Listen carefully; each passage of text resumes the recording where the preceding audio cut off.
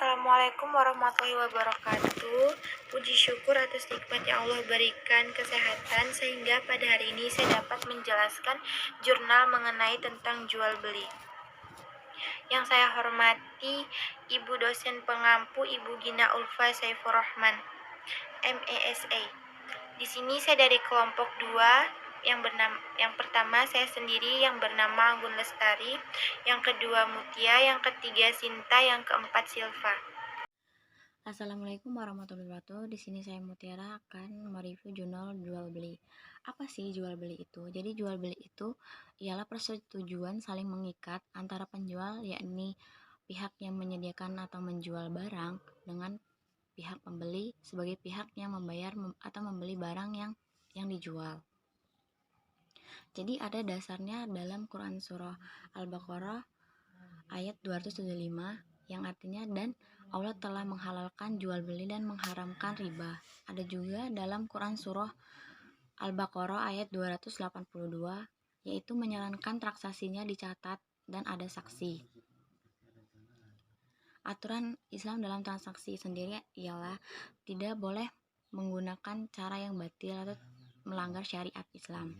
Tidak melakukan riba, tidak melakukan kerugian dari salah satu pihak, tidak mempermainkan takaran, kualitas, dan lainnya.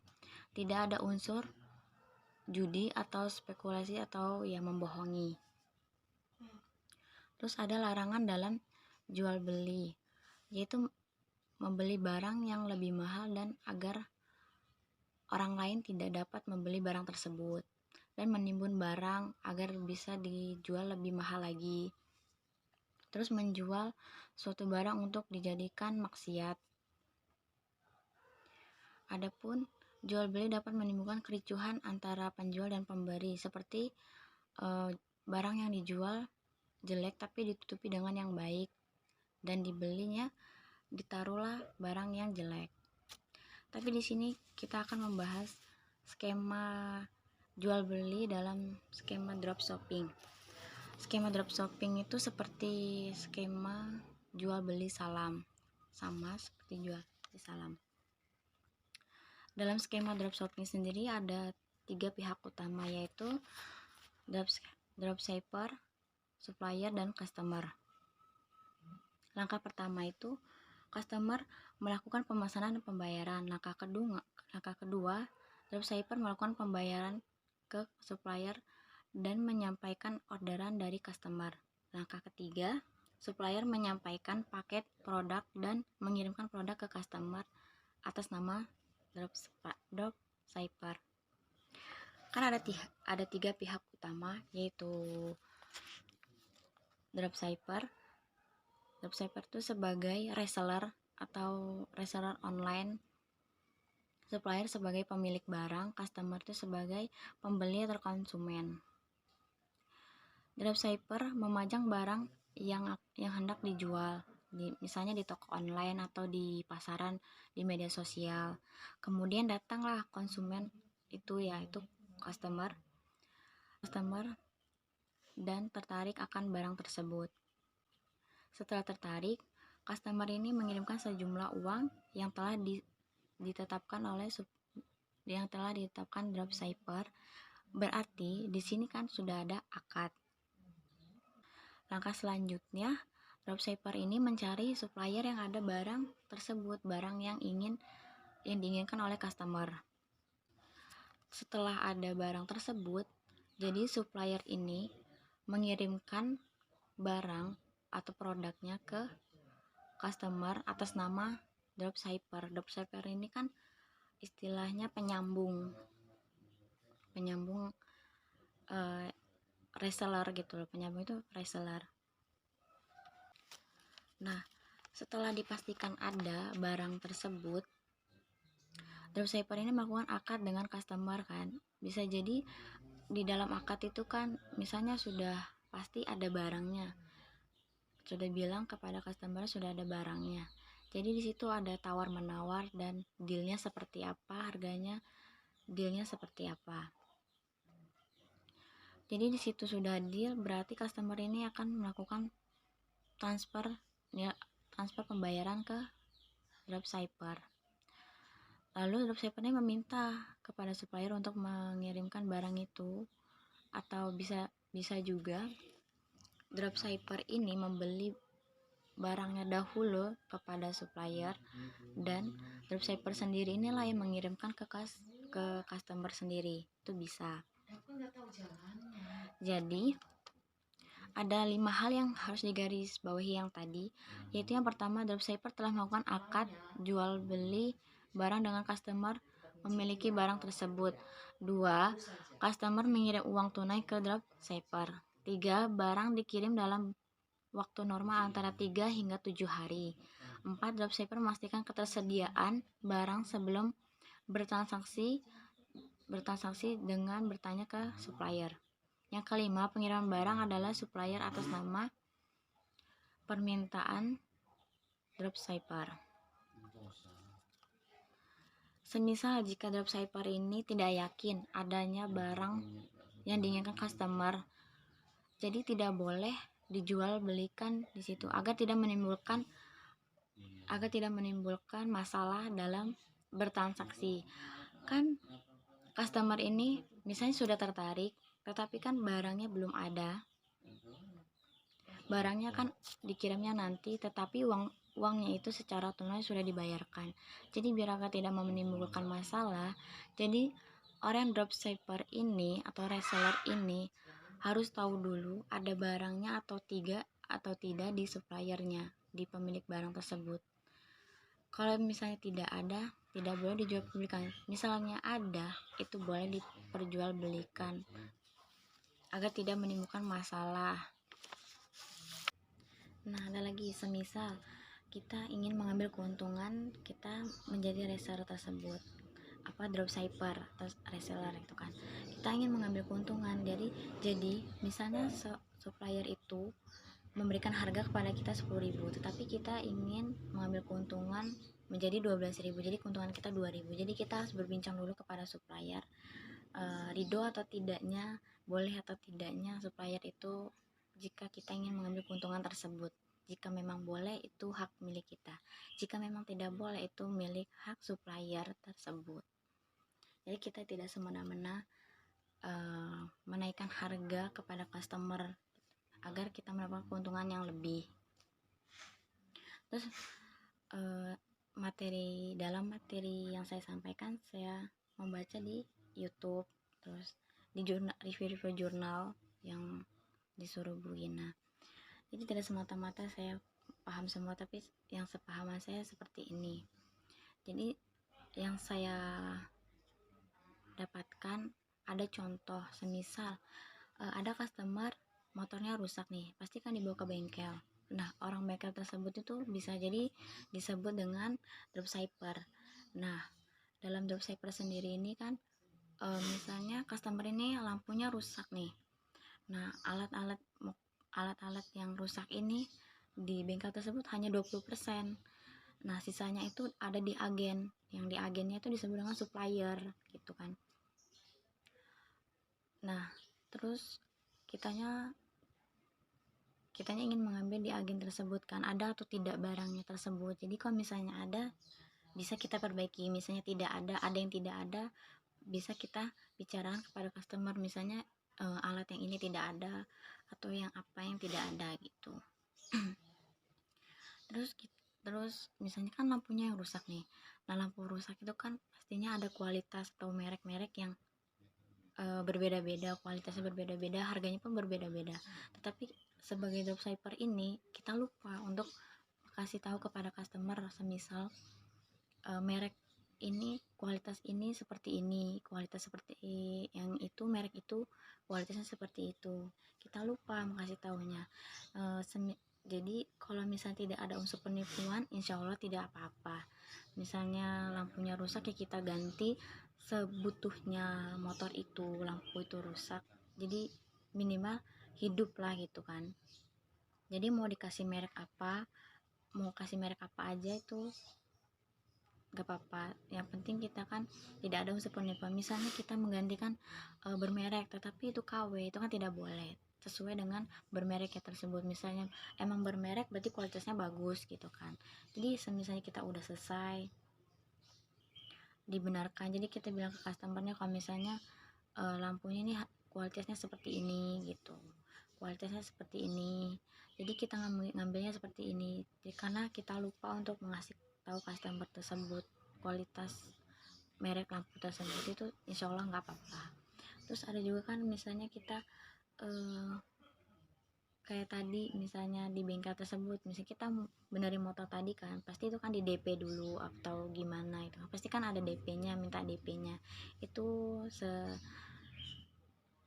Setahu saya itu nggak apa-apa kalau di DP dulu, sisanya itu nanti dibayar setelah sudah selesai, karena saya sudah membaca di YouTube atau sharing-sharing di YouTube, sepengetahuan saya seperti itu, kalau di DP dulu itu tidak mengapa. Jadi contohnya seperti itu yang bisa saya sampaikan dan yang saya ingat. Materi selanjutnya akan disampaikan oleh teman-teman saya. Terima kasih. Saya Anggun Lestari. Di sini saya akan menjelaskan jurnal mengenai jual beli sistem dropshipping dalam perspektif ekonomi Islam. Rasulullah SAW sendiri pernah melarang sejumlah kegiatan jual beli, karena di dalamnya terdapat gahar yang membuat manusia memakan harta orang lain secara batil, dan di dalamnya terdapat unsur penjualan yang menimbulkan dengki, konflik, dan permusuhan. Di sini ada 5 kegiatan jual beli yang sangat dilarang oleh Rasulullah SAW. Yang pertama itu jual beli barang yang belum diterima. Jual beli barang yang belum diterima itu seorang muslim tidak boleh membeli suatu barang kemudian menjualnya padahal ia belum menerima barang tersebut. Nah, di sini yang dimaksud itu ada seorang yang membeli satu barang namun barang itu belum datang ke dirinya, namun barang itu sudah ditawarin ke orang lain sedangkan barang tersebut belum diterima. Nah, yang kedua itu jual beli najasi. Seorang muslim tidak boleh menawar suatu barang dengan harga tertentu padahal ia tidak ingin membelinya. Namun ia berbuat seperti itu agar diikuti para penawar lainnya, kemudian pembeli lain tertarik membeli barang tersebut. Nah, seorang muslim juga tidak boleh berkata kepada pembeli yang lain apabila dia ingin membeli namun penjual tersebut memberitahu harganya, namun ia menyela perkataan penjual tersebut dengan kata bohong. Itu bukan harga sebenarnya. Nah, yang ketiga, jual beli barang haram dan najis. Di sini yang dimaksud jual beli barang haram dan najis itu yang tidak boleh dijual, yang contohnya itu barang najis. Contohnya babi, bangkai, minuman keras, dan anggur yang akan dibuat minuman keras. Rasulullah SAW pernah bersabda, sesungguhnya Allah mengharamkan jual beli bangkai, babi, dan berhala. Dan barang siapa menanam anggur pada hari-hari panen untuk dijual kepada orang Yahudi atau Kristen, atau orang yang akan menjadikannya sebagai minuman keras, sungguh ia menceburkan diri ke neraka dengan jelas sekali. Yang keempat, jual beli gharar. Orang muslim tidak boleh menjual suatu barang yang di dalamnya terdapat ketidakjelasan, seperti jual ikan di air atau menjual bulu di kambing yang masih hidup. Kalau anak hewan yang masih dalam kandungan, Rasulullah SAW pernah bersabda, janganlah kalian membeli ikan di air karena itu gharar. Nah, yang kelima, menjual sesuatu yang tidak ada apalagi penjual. Seorang muslim tidak boleh menjual sesuatu yang tidak ia miliki atau sesuatu yang belum dimilikinya, karena hal tersebut menyakiti pembeli yang tidak mendapatkan barang yang ingin dibeli. Diriwayatkan jika Rasulullah SAW melarang menjual sesuatu sebelum dimiliki, maka itu tidak boleh dilakukan. Dalam sistem perbankan syariah, tujuan penelitian ini untuk mencapai penelitian yang sebagai berikut. 1. Untuk mengetahui pelaksanaan sewa menyewa dalam sistem perbankan syariah. Yang kedua, untuk mengetahui apa yang menjadi kendala yang dialami dalam proses pelaksanaan sewa menyewa. Hasil penelitian ijarah mutlak atau leasing ijarah berarti leasing kontrak dan juga hybrid kontrak dalam konteks perbankan Islam. Ijarah adalah suatu leasing kontraksi di mana suatu bank atau lembaga keuangan menyewakan peralatan atau equipment, sebuah bangunan atau barang-barang seperti mesin-mesin, pesawat terbang, dan lain-lainnya kepada salah satu nasabahnya berdasarkan pembebanannya biaya yang sudah ditentukan secara pasti sebelumnya atau fixed charge. Dengan demikian perjanjian ijarah atau regis tidak lain adalah kegiatan lelang lembaga yang dikenal dalam sistem keuangan yang tradisional. Dalam transaksi ijarah, bank menyewakan suatu aset yang sebelumnya telah dibeli oleh bank kepada naskahnya untuk menjaga waktu tertentu dengan jumlah sewa yang telah disetujui di muka. Para ahli hukum muslim terbagi lagi hijrah mutlak menjadi dua bentuk, yaitu sewa menyewa untuk suatu jangka waktu tertentu, yang kedua untuk menyewa untuk suatu proyek atau usaha tertentu. Bentuk yang pertama banyak diterapkan dalam sewa menyewa barang atau aset, sedangkan yang terakhir dipakai untuk sewa pekerjaan atau tenaga ahli untuk usaha tertentu. Dalam pelaksanaannya, bank dapat membeli barang dari pemasokan barang dengan pemberian fasilitas bayi salam kepada pemasok barang. Pada perjanjian ijarah sepertinya hal pada leasing yang diberikan oleh lembaga pembiayaan tradisional. Pada akhir perjanjian ijarah, barang yang disewa untuk kembali kepada pihak yang menyewakan barang itu, yaitu bank. Pada perjanjian ijarah sepanjang masa perjanjian ijarah tersebut, kepemilikan atas barang tepat berada pada bank. Setelah barang kembali pada akhir masa sejarah, bank yang menyewakan kembali kepada pihak yang berminat atau penjual barang itu dengan memperoleh harga atas penjual barang tersebut. Yang B itu al-hijrah, al-mutahil, dan al-matlik adalah sejenis perpaduan antara kontrak penjual membeli dan sewa, atau lebih tepatnya akad sewa yang diakhiri dengan kepemilikan barang di tangan si penyewa. Sifat pemindahan kepemilikan ini pula yang membedakan dengan ijrah biasa. Ijrah yang juga disebut ijrah ini merupakan konsep yang oleh lembaga-lembaga. Selanjutnya adalah kesimpulan. Al-ijarah adalah akad pemindahan kepemilikan atas suatu barang atau jasa dalam waktu tertentu melalui pembayaran sewa atau upah, tanpa diikuti dengan pemindahan kepemilikan barang itu sendiri. Konsep al-ijarah dalam perbankan syariah sama seperti sewa menyewa pada umumnya. Namun yang membedakannya adalah bahwa pada perbankan syariah ada suatu sewa yang pada akhir masa kontrak diberikan pilihan kepada nasabah untuk memiliki barang tersebut atau tidak, yang biasa disebut dengan sewa beli. Dan hal ini belum pernah terjadi di masa awal Islam.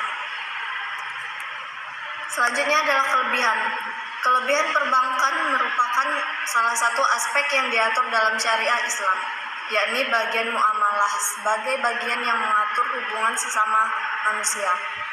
Pengaturan lembaga perbankan dalam syariah Islam dilandaskan pada kaidah dalam usul fikih yang menyatakan bahwa mala yatim al-wajib illa bihi fahuwa wajib, yakni sesuatu yang harus ada untuk menyempurnakan yang wajib, maka ia wajib diadakan. Mencari nafkah, yakni melakukan kegiatan ekonomi, adalah wajib diadakan. Oleh karena pada zaman modern ini kegiatan perekonomian tidak akan sempurna tanpa adanya lembaga perbankan, maka lembaga perbankan pun menjadi wajib untuk diadakan. Untuk kekurangannya ada 3, yaitu yang pertama, kegiatan biaya yang dikeluarkan lebih mahal. Yang kedua, perjanjian sewa yang terkadang lebih rumit. Yang ketiga, barang yang disewa bukan termasuk aset perusahaan. Baik, itu saja yang dapat kami sampaikan. Kami akhiri. Wassalamualaikum warahmatullahi wabarakatuh.